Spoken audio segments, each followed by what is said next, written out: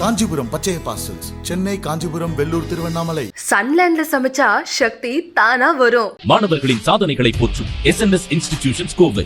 முதல் மயான கொள்ளை எங்கே நடந்ததுன்னா மேல்மலையனூரில் அங்காள பரமேஸ்வரியோட கோயிலில் இந்த மயான கொள்ளை நடந்த இடம் இதுதான்.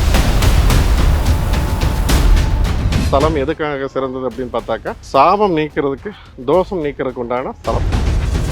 இந்த இடத்துல போய் அங்கே இருக்க புற்றில் 5 தலை நாகமாக வாழ கடவாய், அங்கே நீ வாழு, அங்கே வந்து சிவன் வந்து உன்னை என்னைக்கு தரிசிக்கிறானோ அன்னைக்கு வந்து உன்னோட சாபம் நீங்கும் அப்படின்னு சொல்லி இந்த உடைக்கப்பட்ட அந்த மண்டை ஓடுகள் தான் அந்த அம்மாவோட கழுத்தில் மாலையாக தொங்குது. அந்த எலும்பு மாலைகள் தொங்குது இல்லையா, அதுக்கான தாத்பரியமே இதுதான்.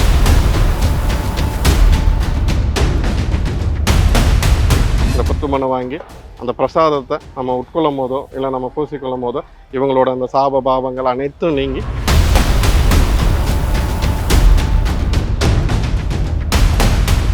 இப்போது நாம் எங்கே இருக்கோம் அப்படின்னு பார்த்தாக்கா, மேல்மலையனூரில் அங்காள பரமேஸ்வரியோட அவளோட சன்னிதானத்தில் மயான கொள்ளை நடக்கிற இடத்துல இருக்கோம். முதல் மயான கொள்ளை எங்கே நடந்ததுன்னா மேல்மலையனூரில் அங்காள பரமேஸ்வரியோட கோயிலில் இந்த மயான கொள்ளை நடந்த இடம் இதுதான். இப்போ அந்த இடத்துல நின்று தான் நம்ம பேசிகிட்டு இருக்கோம். இந்த பெரிய அம்மனோட பீடத்துக்கு பக்கத்தில் நின்று தான் நம்ம பேசிகிட்டு இருக்கோம்.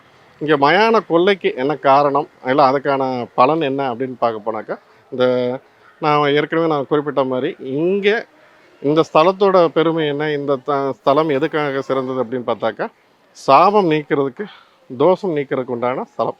இப்போ பல பேர் இந்த சாபங்கள்னால பாதிக்கப்பட்டு, தோஷங்களால் பிரம்மகத்தி தோஷம், பித்ரு தோஷம், இப்படி நிறைய தோஷங்கள், ஸ்ரீ தோஷம், இந்த மாதிரி நிறைய தோஷங்கள் சாபங்களால் பாதிக்கப்பட்டு சொல்லில்லா துயருக்கு ஆட்பட்டு துயரத்தில் வாடிட்டு இருப்பாங்க. இப்போ அந்த மாதிரியான நபர்கள், அந்த குடும்பத்தை சார்ந்தவர்கள் இந்த இடத்துக்கு வந்தாலும், இல்லை பெண் பிள்ளைகளை மட்டும் வாரிசாக பெற்றவர்கள் இந்த இடத்துக்கு வந்தாலும் ஒரு மோட்சம் கிடைக்கும். அவர்கள் பிரச்சனைக்கு உண்டான சாபம் நீங்கி அடுத்த கட்டத்துக்கு, வாழ்க்கையில் அடுத்த கட்டத்துக்கு போகிறதுக்கு, ஒரு நிம்மதியான ஒரு சுபிக்ஷமான வாழ்க்கையை பெறுறதுக்கு நல்ல ஒரு வாய்ப்பாக அமையும். இப்போது இந்த பிரம்மகஸ்தி தோஷம் நடந்தது, அது இல்லாமல் இந்த மயான கொள்ளை, இங்கே முதல்ல மயான கொள்ளை நடந்த இடம் இதுதான். இப்போ இந்த மயான கொள்ளையினால் என்ன நடந்தது, என்ன பலன் அடைஞ்சாங்க அப்படின்னு பார்த்தாக்கா, பிரம்மனோட தலையை, அதாவது 5 தலை, பிரம்மனுக்கும் சரி சிவனுக்கும் தலை 5 தலைகள், அந்த பார்வதி அம்மாவோட ஒரு சில விடயங்கள்னால பிரம்மனோட ஒரு தலையை தன்னோட கையால் கொய்து எடுத்துடுறாரு. அந்த கொய்து எடுத்ததுக்கப்புறம் பிரம்மன் வந்து சாபம் விடுறாரு. என்ன சாபம்னா, என்னோட தலையை கொய்து எடுத்துட்ட, என் தலை வந்து உன்னோட கையில் ஒரு மண்டை ஓடாக இதுக்கு கடவாய் அப்படின்னு சொல்லிட்டு அதை ஒட்டிகிட்டே இருக்கணும் அப்படின்னு சொல்லி சாபம் வர்றாரு. இதுக்கு காரணமான பார்வதி அம்மாவை சரஸ்வதி, அதாவது பிரம்மனோட மனைவியானவள் சரஸ்வதி வந்து என்ன பண்ணுறாங்க அப்படின்னாக்கா, சரஸ்வதி சாபம் பண்ணுறாங்க. இப்போ என்னோட கணவனோட இந்த நிலைக்கு தலை கொய்யப்பட்டதுக்கு காரணம், இதுக்கெல்லாமே நீ தான் காரணம் அப்படின்னு சொல்லி இந்த அம்மாவுக்கு சாபம் வர்றாங்க. நீ வயதானவளாக போய் இந்த பூலோகத்தில் இந்த மேல்மலையனூருக்கு அருகில் நீ வசிக்க கடவை அப்படின்னு சொல்லி சாபம் வர்றாங்க. அந்த அம்மா சாபத்தை வாங்கிட்டு இங்கே வராங்க. இப்போ இந்த சாபம் நீங்கணும் அப்படின்னு சொல்லிட்டு பார்வதி அம்மா வந்து விஷ்ணுக்கிட்ட தவம் இருந்து அவங்ககிட்ட ஒரு கோரிக்கை வைக்கிறாங்க. இந்த சாபம் நீங்கணும்னா நான் என்ன பண்ணணும், இல்லை என் கணவனோட சாபம் நீங்கணும்னா என்ன பண்ணணும். இப்போ சிவனுக்கான சாபம் என்னென்னா, அவன் பித்தனாக சித்தனாக ஊராக சுற்றணும் அப்படிங்கிறது தான். பித்தன்னா அதாவது சுயநிலைவென்று, நம்ம ஒரு நிலை இல்லாமல் ஒரு மூளை கலங்கி சுற்றுறதுக்கு உண்டான ஒரு விஷயந்தான் இந்த பித்தனுங்கிறது. இப்போது அந்த மாதிரி தெரியணுங்கிறது தான் அவருக்கான சாபம்.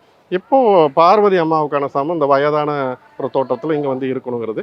இப்போ அந்த அம்மா கேட்குறாங்க, இந்த அம்மா என்னோட சாபம் நீங்கிறதுக்கு என்ன பண்ணலாம் அப்படின்னு கேட்கும்போது, விஷ்ணுவானவர் இவர் என்ன சொல்கிறாருன்னு, நீ இந்த இடத்துல போய் அங்கே இருக்க புற்றில் 5 தலை நாகமாக வாழ கடவாய், அங்கே நீ வாழு, அங்கே வந்து சிவன் வந்து உன்னை என்னைக்கு தரிசிக்கிறானோ அன்னைக்கு வந்து உன்னோட சாபம் நீங்கும் அப்படின்னு சொல்லி சொல்கிறாரு.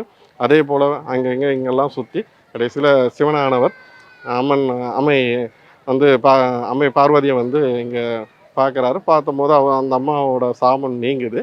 இப்போது நம்ம சிவனோட சாபம் நீங்கணும் இல்லையா, இப்போ அதுக்கு என்ன பண்ணலாம் அப்படின்னாக்கா, இவர் எங்கெல்லாம் போனாலும் இவருக்கான உணவு கொடுக்கும் போது இவர் கையில் இருக்கிற அந்த மண்டை ஓடானது இவருக்கான உணவை ஃபுல்லாக எடுத்துறது. இவருக்கு உணவே கிடைக்கிறதில்ல. இப்போ இந்த நிலை மாறணும், இவர் பழைய நிலைமைக்கு வரணும், தன்னோட சாபம் நீங்கணும் அப்படின்னாக்கா, இப்போ அதுக்கான விடயம் என்ன சொல்கிறாருன்னா, இங்கே இருக்க பக்கத்தில் இருக்கிற நதிக்கரையில் நீர் எடுத்து இந்த மயான கொள்ளை இந்த இடத்துல நீங்கள் சமைச்சு, அதாவது இந்த மயான கொள்ளை இடத்துல நீங்கள் அந்த மயானத்தில் நீங்கள் படையல் போடு. அதில் படையலில் 3 உருண்டையாக இருக்கு. 2 உருண்டையை வந்து படையல் போட்டு 3 பிண்டங்கள் பிடித்து இங்கே படையல் போடு அப்படின்னு சொல்லி அந்த அம்மா சிவனோட சாபம் நீங்கள் வரம் கொடுக்குறாரு. இப்போ இங்கே வந்து அந்த அம்மா அதே மாதிரி அந்த சாபம் நீங்கிறதுக்கு நீர் எடுத்து வந்து நதிக்கரையில் நீர் எடுத்து வந்து இங்கே இப்போ நீங்கள் பார்த்தீங்கன்னாவே இங்கே சமைச்சிட்ருப்பாங்க. இங்கே அதை ஒரு ஐதீகமாக கொண்டாடிட்டு இருக்காங்க. இப்போது அந்த நீர் எடுத்து வந்து இங்கே வந்து சமைச்சு அந்த 3 பிண்டத்தை வந்து இங்கே போடும்போது தூக்கி அதுக்கான படையல் வைக்கும் போது இந்த இவர் கையில் சிவனோட கையில் இருக்கிற தலையானது அந்த மண்டையோடானது ஒவ்வொரு உருண்டையாக எடுத்து சாப்பிடுது. 2வது உருண்டை சாப்பிட்டு முடித்ததுக்கப்புறம் இந்த அம்மா என்ன பண்ணுறாங்க, இது இப்படியே இருக்குது அப்படின்னு சொல்லிட்டு 3வது உருண்டையை படையலை போடாமல் எள்ளி தூக்கி வீசுகிறாங்கன்னா சிதற மாதிரி வீசுகிறாங்க.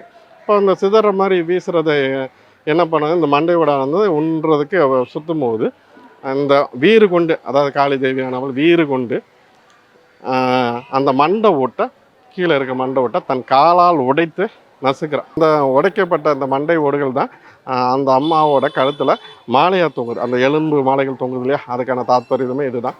இப்போ அந்த உடைக்கப்பட்ட அந்த மண்டையோடானது திரும்ப அவர் கையில் வந்து சேரல.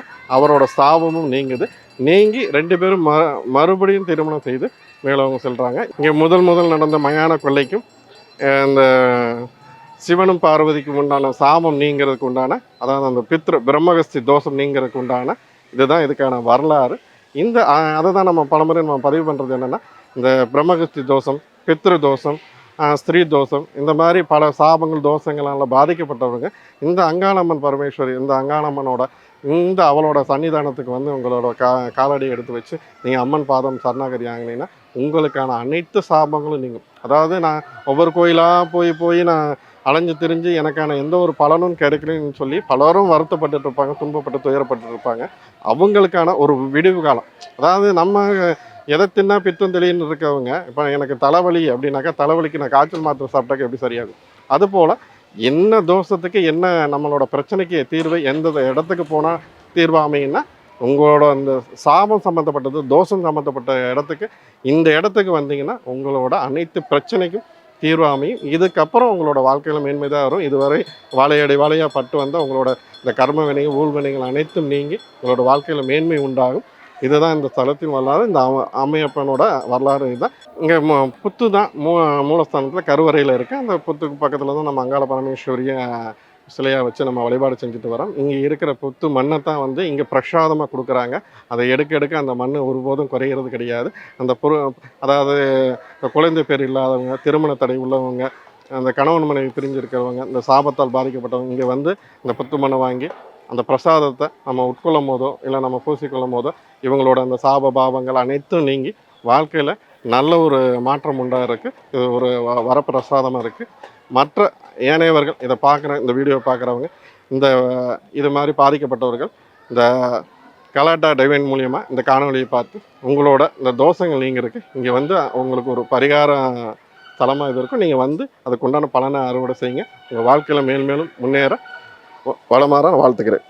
காஞ்சிபுரம் பச்சையப்பா சில்க்ஸ், சென்னை, காஞ்சிபுரம், வெள்ளூர், திருவண்ணாமலை. சன்லேண்ட்ல சமைச்சா சக்தி தானா வரும். மாணவர்களின் சாதனைகளை போற்றும் SNS இன்ஸ்டிடியூஷன்ஸ் கோவை.